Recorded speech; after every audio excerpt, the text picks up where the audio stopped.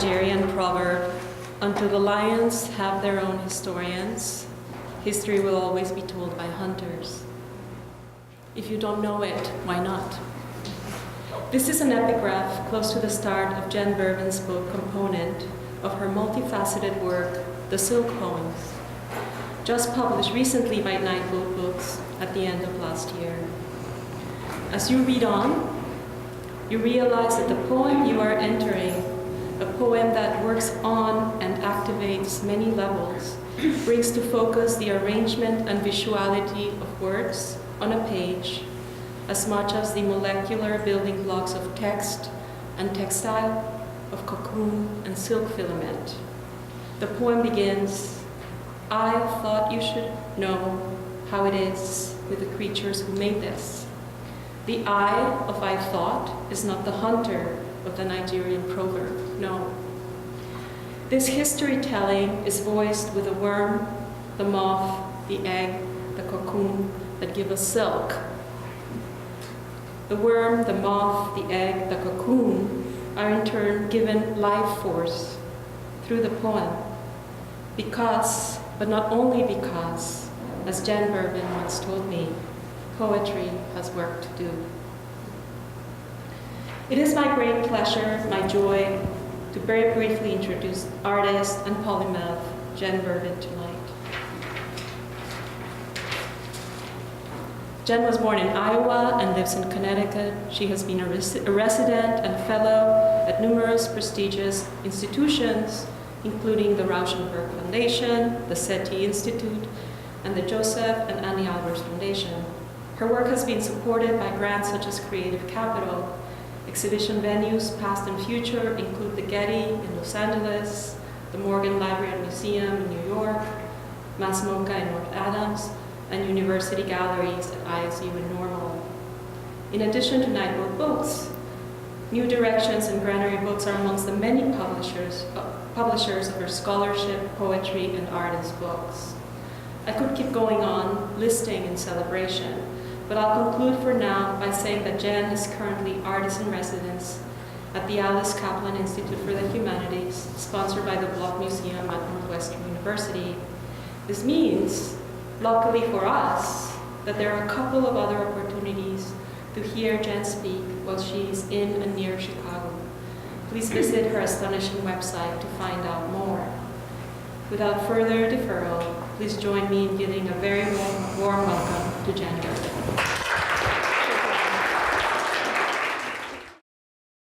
The silk as a material is compatible with body tissues. Our immune system accepts it on surfaces as sensitive as the human brain. In conjunction with cutting-edge research on liquefied silk at Tufts University, I wrote a poem fabricated nanoscale in the form of a silk biosensor. Silk Poems was exhibited at Mass MoCA along with 22 international artists in the year-long exhibition Explode Every Day, an inquiry into the phenomena of wonder. It was curated by Denise Marconish and Sean Foley. The piece in that iteration had three components: a film about the research by Charlotte Lagarde, a print reading version of the poem, which is now a book, and the nano-imprinted silk film, which was viewed through a microscope.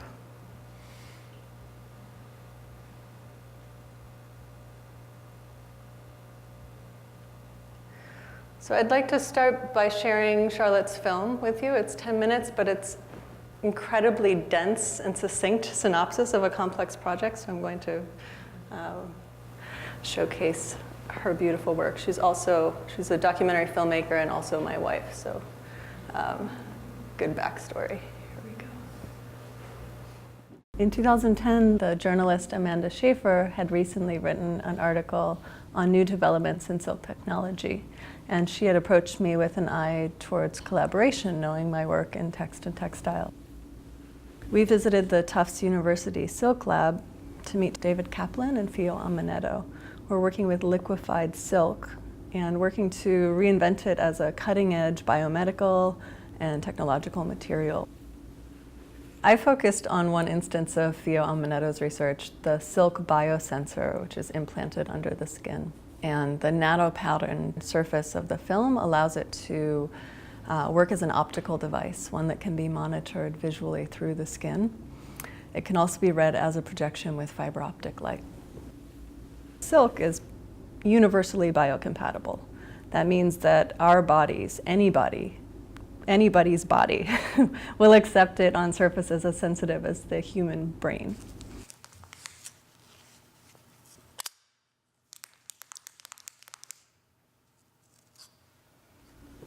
When I first encountered one of these silk films in Fio's office, and I saw the Tufts logo and clip art, the content gap really surprised me. If you are living with a silk sensor implanted inside of you, knowing what is written, inscribed, or layered there could be quite meaningful, even transformative. I wanted to take the time to consider what might be written there and why, and to take this ancient textile material as subject and form in the silk poems.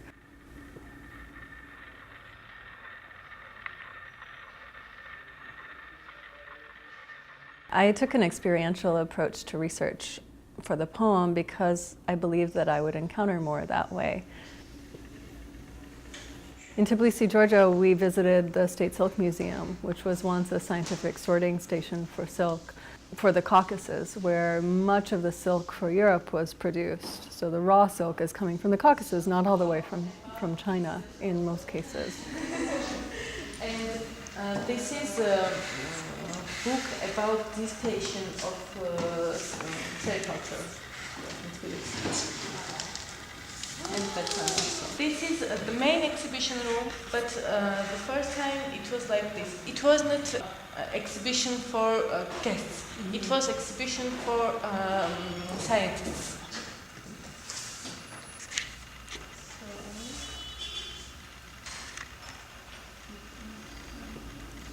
Everywhere I see images of the Silk Road, the trajectories are different.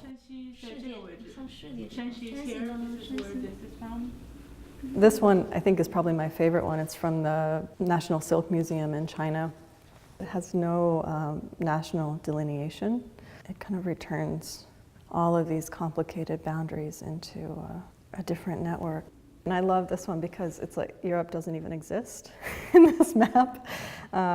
And the European map, you have the whole landmass. It all seems to point to Rome and to Northern Europe. So the different orientations are so cultural. So it's been fun to see. You have to use this one, use this tool, and put it on your shoulder. In Changshan, China, we visited a silkworm cooperative started by young intellectuals who had come from Beijing and returned to their family's village to start an organic, sustainable sericulture cooperative. The silkworm is always eating, sleeping, and take off its skin. Take off one skin and it become bigger and bigger, and so always eating, always sleeping, always like that. Yeah, and then wake up, going to eat again. We have to feed the leaves. Are there any silkworm songs? Silkworm what? Songs? Like Song? if they're sleeping all the time, do you No. Yeah, and the shit of the silkworm. Yeah. We dry it on the sunshine and we give the ships to eat in the winter. Really? Yeah, because in winter there's no grass. So this sheep is going to eat this shit. Okay. It's traditional in this kind of system. Yeah. And the shit of the sheep, Yep. we're going to fertilize into the trees. Wow. The tree leaves of the silkworm, and then fertilize the trees, and the leaves were going to be eaten by the silkworms again. So this is so cool. This is a traditional Chinese culture, Chinese agriculture. This is.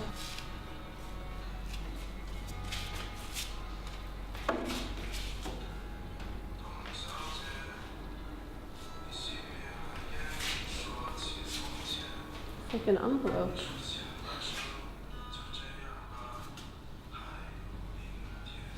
One thing that's been so interesting in learning about the silk trade is that it's not linear. It's not a one-way trajectory.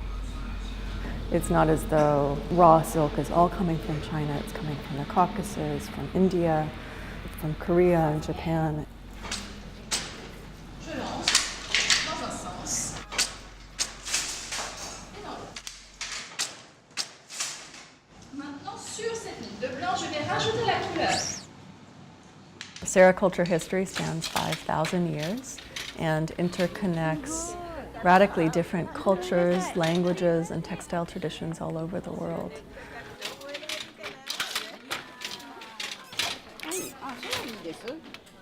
I consulted over 30 international nanotech and biomedical labs, textile archives, medical libraries, and sericulture sites in North America, Europe, the Middle East. In China, the birthplace of sericulture, we saw complex looms in action. We visited cutting-edge biotech labs in Suzhou University. Dr. Xing gave us a tour of the extensive silk department there where they invented silk skin replacements. It's also a lab that is collaborating with David Kaplan at Tufts. So you see that interconnection that spans the history of silk, even today in the biotech dimension. In thinking about how poetic forms might be shaped by the structure of silk, I looked at silk at the DNA level, where the building block of silk is the beta sheet. And beta sheets form just like the weft thread in a weaving. They snake back and forth. And when I visited the museums in Japan, I was so excited to find that that is exactly how the silkworm applies its filament in its cocoon. So the poem Strand is actually modeled after the image of how the silkworm writes its own cocoon. The 6-letter and jam line in the poem is coming from the genome sequencing, the 6-letter repeat in the genome. One thing that was very important in the development of the poem itself was the lineage of Islamic textiles and manuscripts. And within Islam, you have a restriction on the use of the image. So the letter and the word has a lot of responsibility to bear in communicating complex ideas. And one thing that informed the poem a great deal is that collapse of scale, how you'll see a large letter, but it's actually composed of smaller letters. That definitely comes from Islam. Wow. It's really going to be tough to get an image out of this thing.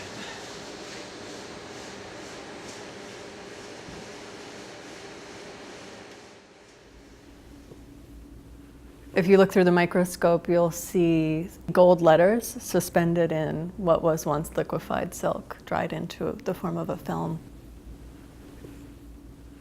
The poem is written from the perspective of the silkworm, and the addressee of the poem is the person with the silk sensor inside them. As a creature that lives no more than a month and a half, I thought it had a very valuable perspective, not only on the medium of the poem, silk, but also on mortality, which is one of the preoccupations of the poem.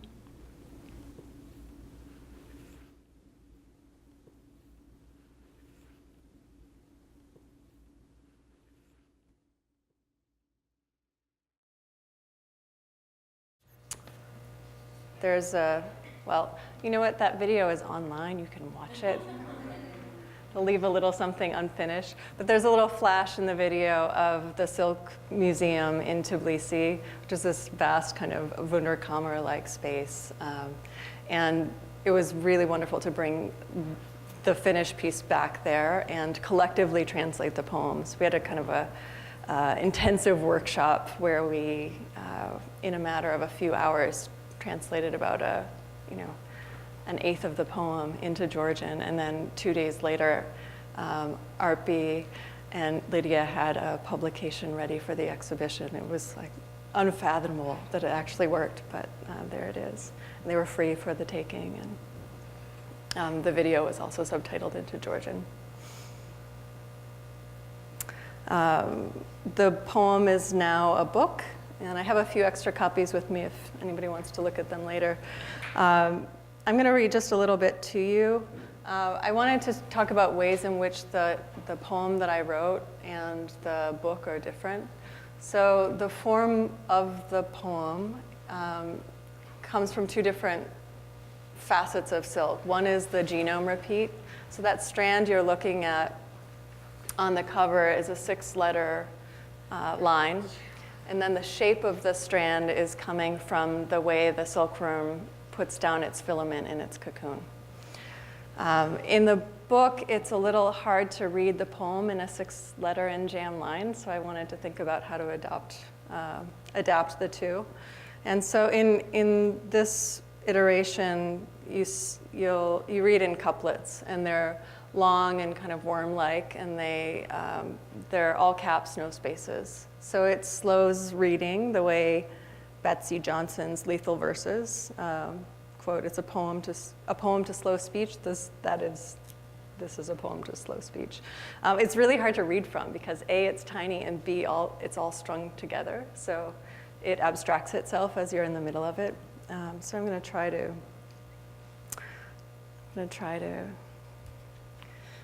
see if I can't find my way through a later section of it for you. Adrienne Rich writes, "Love is a process, delicate, violent, often terrifying. A process of refining." I know she meant us. Our name means treasured. Sericulture is a culture of love, I say in it. Of living and dying, of interdependence, honorable relationships, tending and expertise, of rare compatibility. In the expanding universe of my body, I have 28 chromosomes, 14,623 predicted genes, 4,000 muscles, not to brag. This is a silkworm talking, just so you know. 6 simple eyes to make out light, a robust thorax and abdomen, my retractable head, my prolegs, my true legs, my claspers in the rear. Did I mention my horn, what it's for? Pleasure. Inside me, spiracles, concentric branches, a weft, too beautiful to see. Nabokov writes, "You read with your spine. I read with my breathing. A transparent chain of tubes. 9 pairs they flower on each side of my body. With each contraction, they circulate delicious oxygen. In movement, freshness. I am fully fledged, fat as a finger, pale slate blue, oyster white. 10,000 times heavier, 30 times longer, about 30 days old, but who's counting? Me. Silkworms love to count. It calms my nerves. I get restless, fidgety, start wandering. My chest goes transparent. I shrink a little, pinkish, throw my head back and feel like I'm going to throw up. Silk comes, sputtering out just below my mouth. My spinneret works 9 or 10 inches in the first minute, 65 elliptical motions. My head is spinning, the brin issues in a glutinous state, hardens into lines, becomes structure. With strength, length, and luster, the fibroin strands emerge prismatic. 2 triangular tubes glued in Saracen. When light shines through a prism, it breaks into 7 colors, a continuous spectrum with infinite possibilities. With elasticity, affinity, and the right mindset, all ways are easy.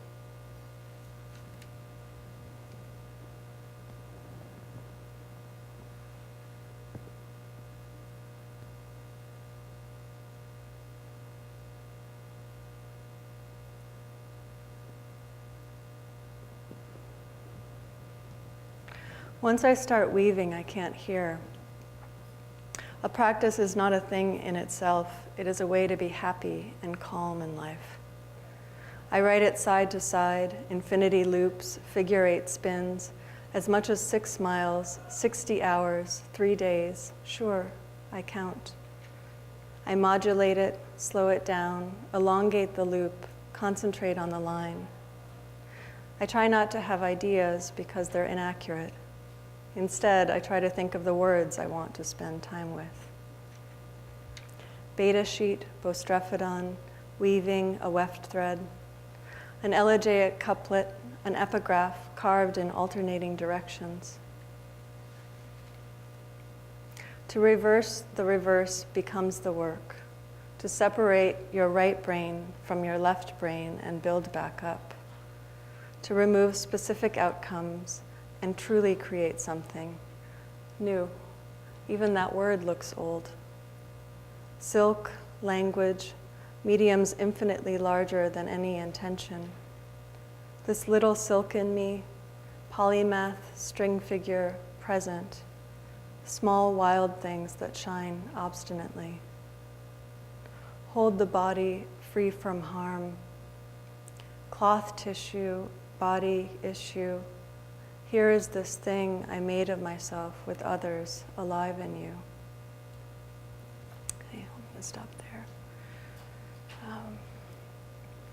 So I should say that this strand image, which played very briefly, I'm having a little arm wrestle with technology, and technology is winning up here, just in case you're wondering what's going on, is in the bottom right-hand side of the book. And it's actually an accurate map of where you're reading in the poem. If you were to enlarge that little tiny image, it is the image with the letters on the strand, and it's accurate to the point that it anticipates what you're supposed to read on the next page. So it's like a Shakespearean folio where a little tiny bit of the word is printed so that the binder knows that the binder is collating things correctly. It's a little bit of book art geeking out. But. My large-scale installation, River, is a 230-foot hand-sewn scale model of the Mississippi River in silver sequins. The scale is 1 inch to 1 mile, and it took the same amount of time to sew each section of river that it would to walk the real one. Toni Morrison writes, "You know, they straightened out the Mississippi River in places. Occasionally the river floods these places. Floods is the word they use, but in fact it is not flooding, it is remembering. Remembering where it used to be. All water has a perfect memory and is forever trying to get back to where it was." The river is mapped from a geocentric perspective. The viewer's position is from inside the Earth's core looking up at the riverbed. At the Rauschenberg residency in Captiva, I laid out the whole piece for the first time. It's meant to be installed on the ceiling, but for now you'll just have to imagine the people right side up.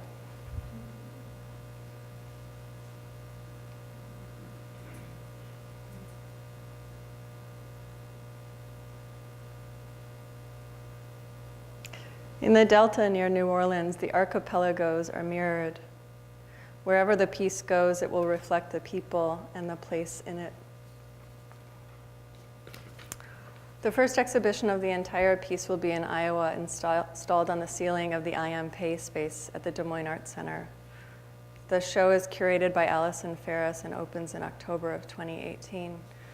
This is a piece by Newman for use in that same space, and the material of that wing is really important to me. It has crushed limestone, which is my local stone, embedded in concrete and ribbed on the walls. It's really striking as a space. And there's a reflecting pool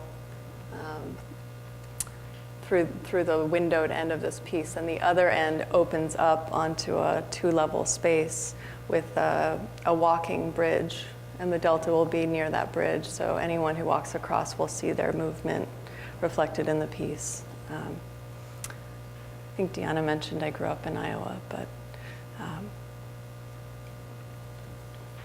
so it's my first foray back into the state, delicately, I might add. Since 2016, I've been a SETI Institute artist in residence. It's a program that facilitates a cross-disciplinary exchange of ideas between artists and scientists. SETI scientists, if I may frame it in a very general way, study life in the universe across scientific disciplines. I love their motto, "We're listening," and I've been thinking about the relationship of the dish or bowl of the radio telescopes to singing bowls. I'm collaborating with the Australian artist Faye Devi on new SETI-related work related to sonification and vibration, which is maybe channeling this evening. Her practice explores drafting, editing, and translation of texts and paintings as interdependent methods for critical, imaginative, and poetic inquiry. We met at the Caddis Art Foundation in San Francisco, where she was rethinking exhibiting norms from the perspective of tactility and movement, and developing audio description as a curatorial, artistic, and literary form. I'm going to Tasmania for the first time in Australia in May, and we're looking into Groot Rebbers radio astronomy site near Hobart in Tasmania. He was the only radio astronomer listening for 10 years before anyone else started listening. I just love this story. He was really listening. Okay.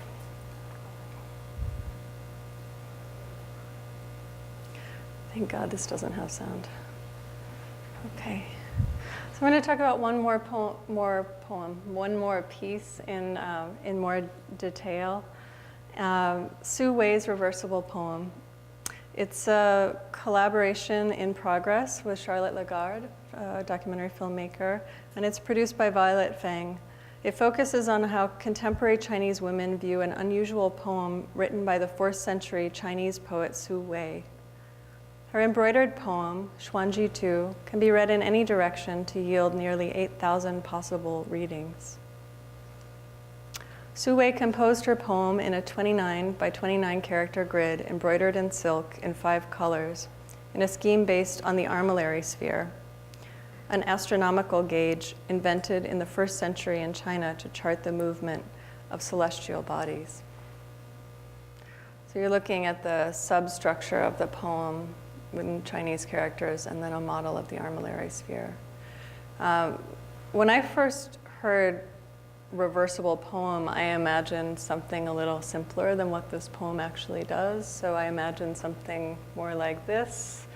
And in fact, the poem can be read in patterned ways. So there are crenellated readings, there are staggered readings, there are spherical readings, there are color, readings where you just follow one color system. And the 5 colors in the poem refer to Wuxing theory, which is a pretty complex set of relationships between color, cardinal directions, elements, planets, etc. Sue Wei's poem had an explicit intended reader, her husband. In all versions of the story associated with the poem, it brings them together for life. There are some different theories about what that story is, but in one version, it reunites the couple. So her husband is in exile, and the beauty of the poem that she sends to him gives him clemency, and he's returned to her. In the more popular version, it won't surprise you that this is the popular version. Sue Wei is jealous of a lover, sends him the poem, and wins him back. So that one gets a lot of traction these days, and it's usually the story that people know. But I find it mind-blowing that a one-to-one poem, which is something I think about a lot, like the relationship of writer to reader, was written with that staggering number of possibilities. That in that one-to-one configuration, there are 8,000 paths through one reading space. So Charlotte and I are trying to approach this a few different ways. We want to bring renewed attention to Sue Wei's work and to engage the poem as a literary work, as a textile, and as a form of community with a range of perspectives that says as much about female excellence in China today. So what you're looking at is one of the 2 finished double-sided embroideries you saw being made earlier. And what we're thinking about doing with this installation is projecting that footage. So we filmed, real time, uninterrupted, for days on end in the embroidery studio. So you're looking at the poem being made from the side that the embroiderer is not seeing. And we wanted some relationship to firmament, because the poem has a relationship to cosmos already.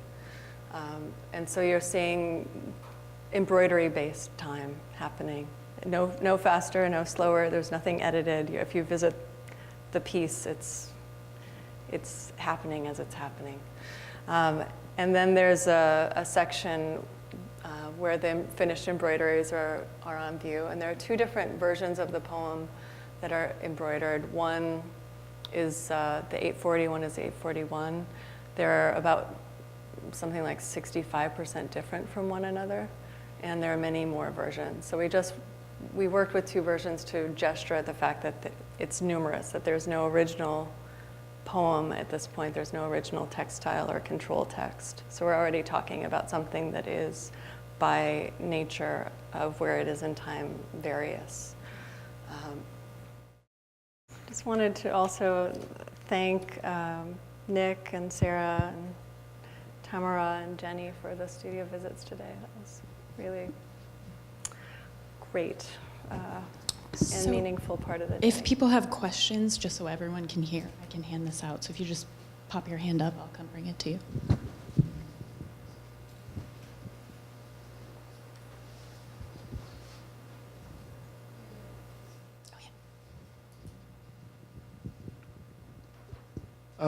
Thank you for a wonderful studio visit. But I think you mentioned that you had two different forms of the poem, which are completely different sets of 29 by 29 grid. Is that the case? And if so, I'm a little bit curious about how it came about that this poem has grown into having many different forms in addition to the embedded 8,000 forms, I guess. Yeah, I don't know. So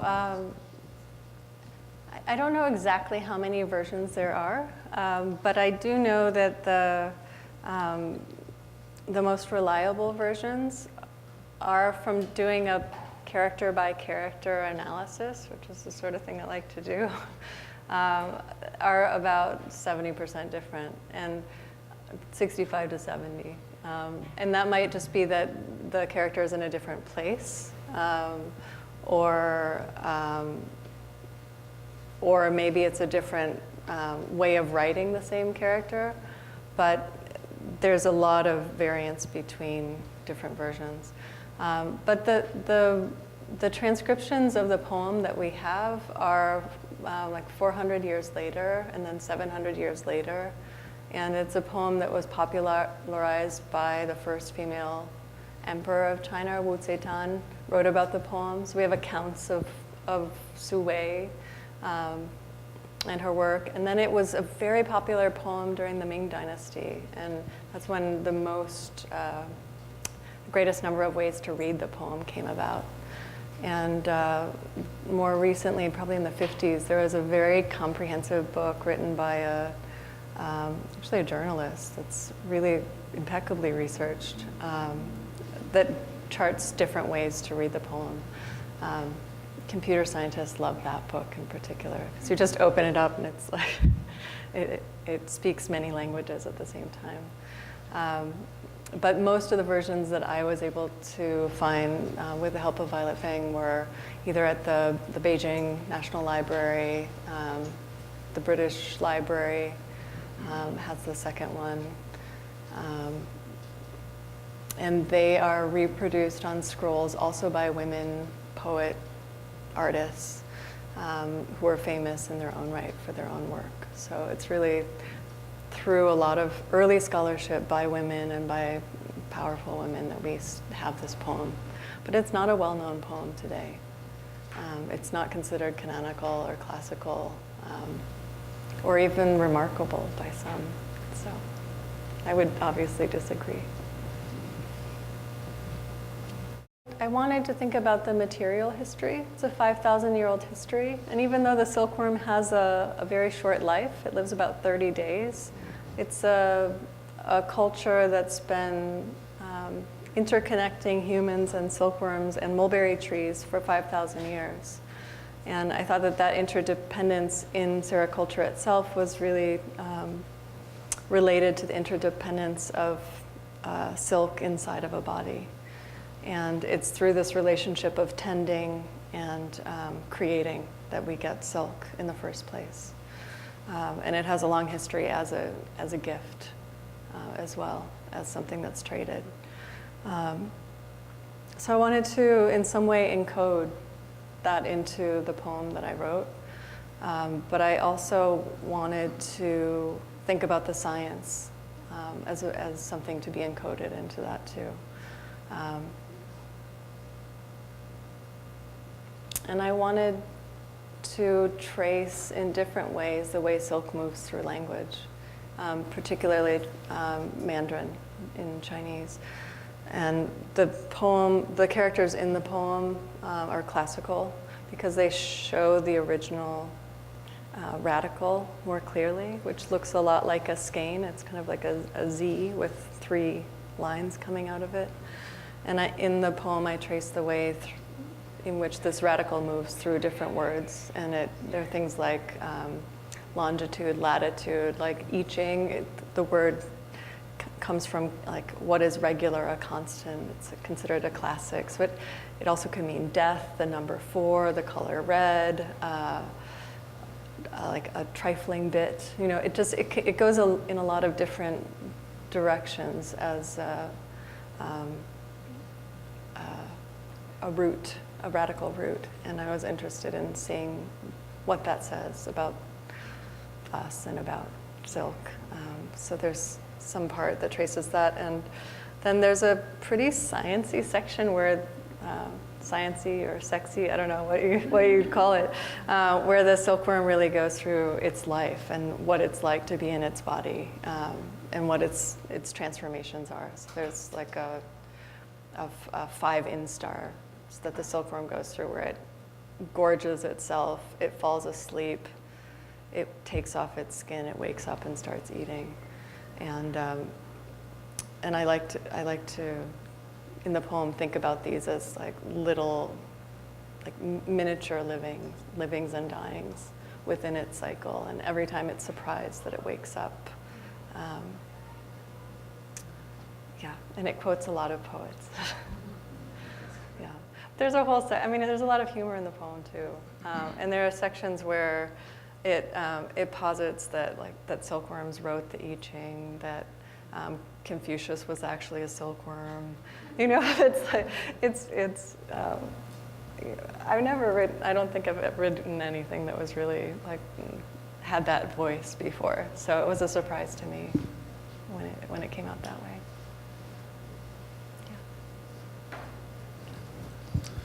Yeah. I'm really interested in hearing, I just want to hear you talk because I think you have a lot to say. I love the references that you brought here today.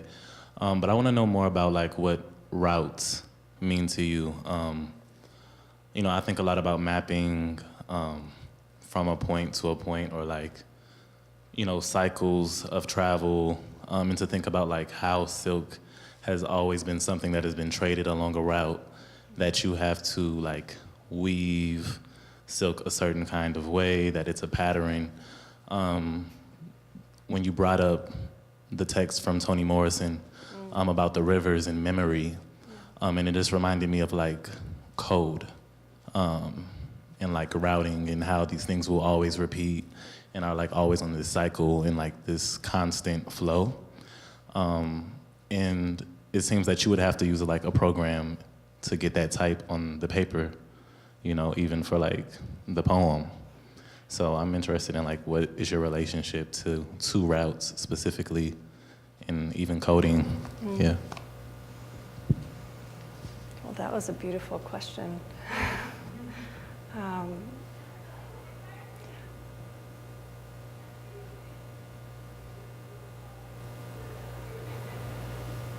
I guess if I could get at it from one direction, I'm interested in the non-human perspective. I'm interested in the river and the lines it makes over time. and the way the riverbed shows deep time, you know, especially in the meander belt, where the river changes course in radically different ways over its youthful 35,000 years. I like to think of that, is it anyone from Missouri? Do you know how you pronounce Cairo? Cairo? Cairo. That's what I thought. Cairo. Cairo. Like right after Cairo, the river gets really, like it's the area called the meander belt, and it's silty and curvy because it's new land. So I like to think of that as like the original Gulf, and then there's the Gulf. So I like to think about it as a kind of a memory for time. But in particular, the river has a personal reference for me too. So when I was really young, my father died quite early. He was 33, I was 8. And he was cremated and his ashes were scattered above the river. So for me, the river is a marker, kind of a memorial of sorts. But it's hard to explain how that gets into that piece, because that piece is like the inverse of mourning. It's like the thing that comes after. It's like, if you can think about traditions that are really celebratory and joyful, that's the way that piece felt to me when I first had the feeling for it. So it's hopefully a lot of different things. But yeah, thank you. I was just thinking about the way you read on the microscope, so you can adjust the dials and read on the XY axis. So you read it almost like you would a weaving, even though it's so it's the most non-grid of poems in that iteration.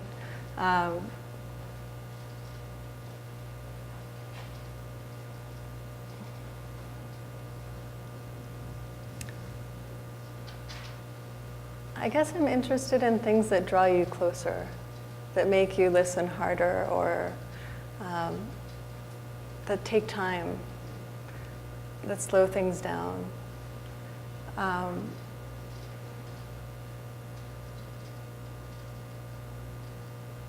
Because I feel like a lot of things that matter work like that. And with the work of Su Wei, I just want to read that poem. I mean, the thing that I probably didn't mention is that there's no full English translation of it.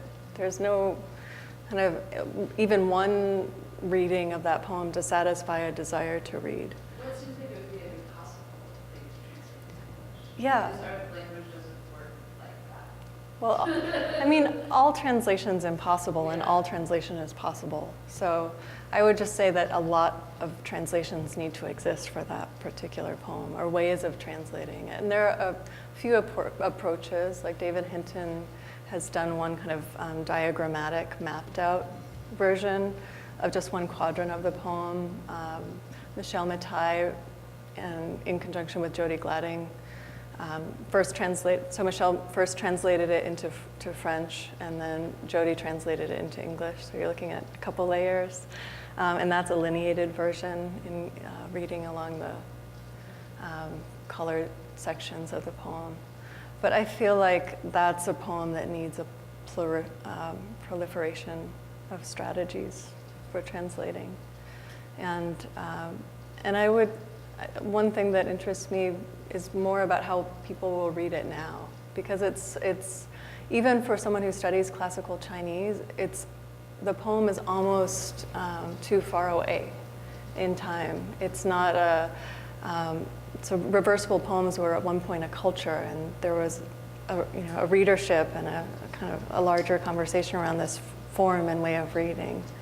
I should also mention that it has some relationship to poems embroidered on handkerchiefs that were circulated at that time. And I'm interested in particular in the forms of women's scholarship, and particularly, I mean, that was a form available to literary women at that time. But I'm interested in why it's not seen as equal to other forms at the same time. So that's where the contemporary viewpoints come in. I feel like they weigh that more closely. I've been reading a lot about the history of the place I grew up, Dubuque, Iowa, and trying to learn something new about it rather than sticking with the ideas and thoughts and biases I have about the place. And one of the things I've been reading a lot about is lead, because it's a town that was named for a person who staked a lead mine, Julian Dubuque, a Quebecois miner, and about the relationship of this material to the piece that I made. So to look at it, if you look at a piece of galena ore, you see that limestone exterior and these irregularly joined cube-like shapes that glint this kind of dull silver inside. So I've been thinking a lot about that ore in relation to the history of the city and in relation to, not directly to the piece, but it's a way to get at core in a way that's me not having to say core, like to maybe have a piece present so that there's that conversation created through material rather than through me narrating a conversation. So I'm thinking about things like that. I don't have a plan yet, but it's kind of one of the things I'm weighing right now. So the character that's sometimes inserted in the 841 version is Sin, which means it's spelled H-S-I-N in transliterated form, and it looks like that. It means heart or mind, means both. And when the character space is empty, it refers to empty heart, empty mind. So it refers to a Buddhist idea of kind of the ideal state. So, so it's that kind of center. But one thing I found quite surprising in having conversations about what that means is that different readers that we've talked to interpret how you read that center very differently. Like the astrophysicist we talked to thought that the center of the poem was her husband. She was putting him at the center of the poem to show her focus and devotion to him. So how that is understood really varies from reader to reader, and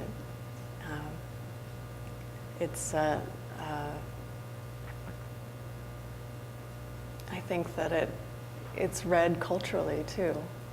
You know, that you need to read it through the Buddhist idea. You need to read it through the astronomical idea of the pole star. You need to read it in a lot of different ways, and I love that that's what the poem asks. Like you have to keep shifting and recalibrating your reading of it. And I like the idea that it's really impossible to have a right reading. I mean, it's impossible to have a right reading of any poem, but especially of that one. Like, there's no right answer, so there's just it's like something you can circle and circle and circle, which is something Sue is quoted as saying about the poem in an account 400 years later, but nonetheless, the idea that it ensnares a reader infinitely, I think it's powerful. So the aspect of Dickinson's work, the poet Emily Dickinson's work that drew me in were her variants.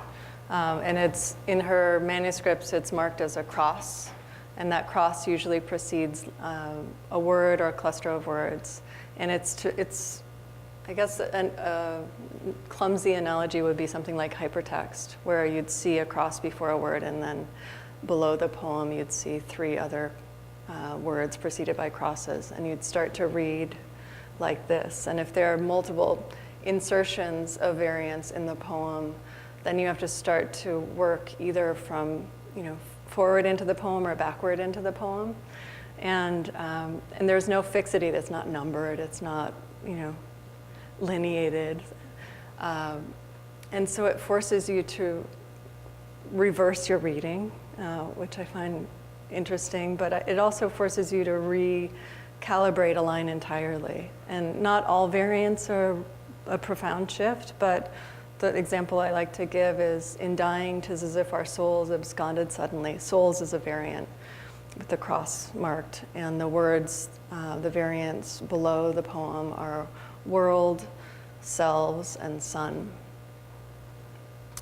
And so when you encounter those 4 words in the next poem, there's that variant echo that starts to happen, and then the next poem, and you suddenly have this proliferation of other happening in every single poem you read.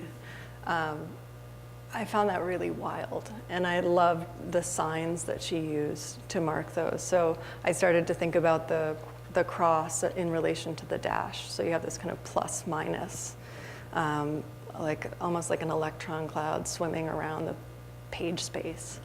And there's an energy to it, and I think those signs are really carefully chosen by her. It's a system that is developed over many, many years, and it's not one that she changes as she's developing it. It takes different forms, but she never changes her signs. And when her poems are printed, they are relineated, so you don't if you're looking at a Dickinson poem, you don't see her line breaks. Her line breaks are usually 2 words, 3 words.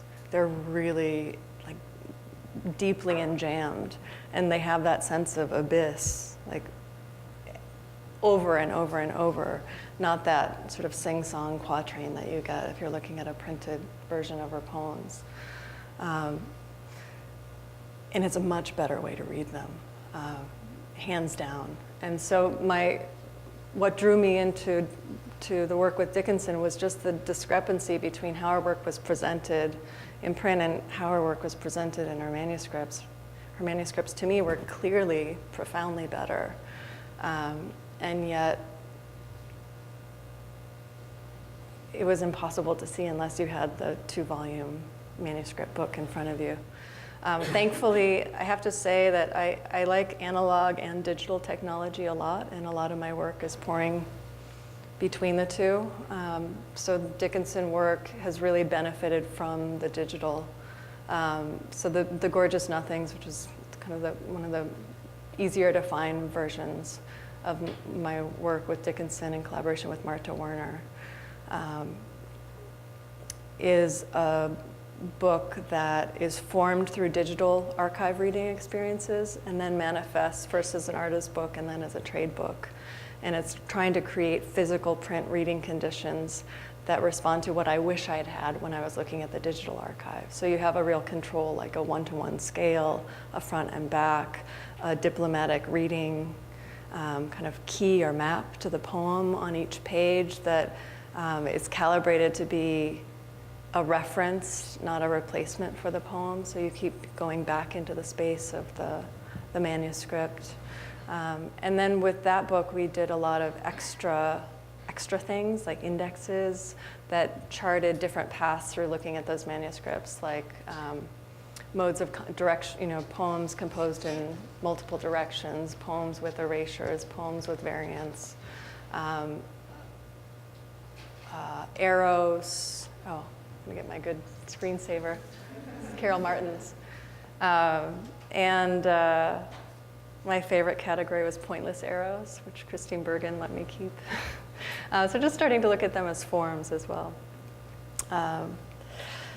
And yeah, I think in some ways, like that work has reached its desired end, which is now all of Dickinson's manuscripts can be seen online through a digital archive. So if you want to know what the poem you love actually looks like and how it's composed, you can call up that poem by its first line and look at the various manuscripts for it.